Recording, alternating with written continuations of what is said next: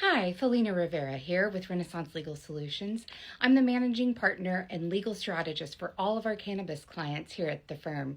Every year, the legislature passes new legislation pertaining to cannabis clients and cannabis laws, and here I am today to share with you some of the legislation that passed in 2025 that may affect your business. Up first is House Bill 2807, which went into effect May 25th, so this is current law.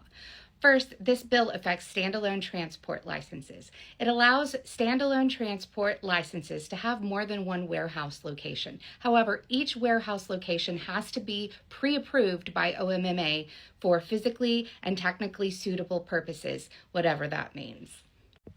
Second, this bill also affects the pre-pack law that went into effect June 1st of this year.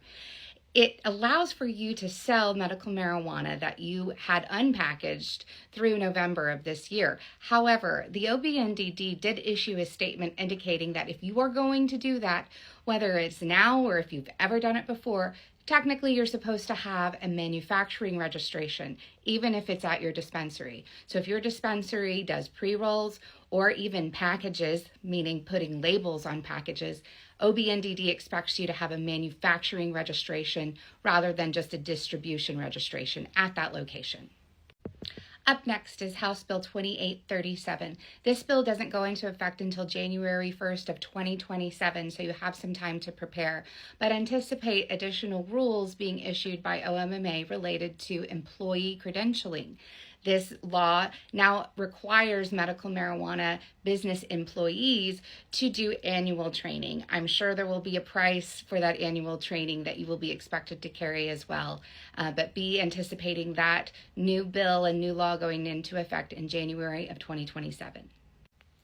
This bill will be of interest to everyone. It's Senate Bill 518, and it has some specific requirements of what you have to have on your labels starting in November of this year. I recommend that you start phasing out old labels, and anytime you're going back for production of new labels, you go ahead and start incorporating this language. More specifically, the labels now have to state that it is illegal to drive a motor vehicle while under the influence of marijuana, that women should not use marijuana or marijuana products during pregnancy because of the risk of birth defects. Number 3, this product has been tested for contaminants. So those are the 3 new things that must go on your labels starting in November of 2025. Up next is Senate Bill 774. This bill is going to replace the 24-character identifier on the back of patient licenses with a 12-character identifier and PDF 417 barcode. It's likely this bill is to ease patient check-in so that you will now be able to scan the back of their licenses. That bill will go into effect November of this year, November 1. It's unclear how OMMA is going to phase out old patient licenses or if they're going to require patients to get a new one. I'm sure rules will be coming from OMMA that address that question. Next up is Senate Bill 786, and this bill prohibits secondhand medical marijuana smoke while operating a motor vehicle.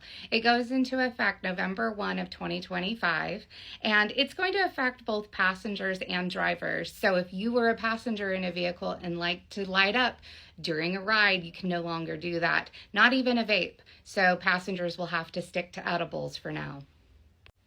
The last bill we're going to cover today is Senate Bill 1039. This bill goes into effect November 1st, and it does a couple things. First, for patient licenses, now you'll only have one shot at correcting your rejected application, and you have to do so in 30 days. Otherwise, you're just going to have to file a new application.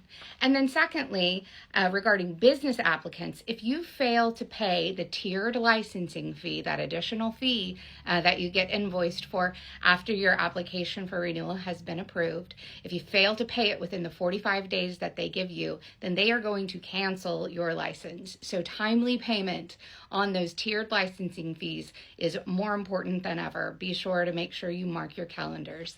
Here at Renaissance Legal Solutions, we do that for our clients. I am the lead strategist on all of our cannabis clients and all of their cases and all of their licenses. And so we're always sure to make sure all that is done timely. If you need help with licensing compliance or litigation, we're here to help.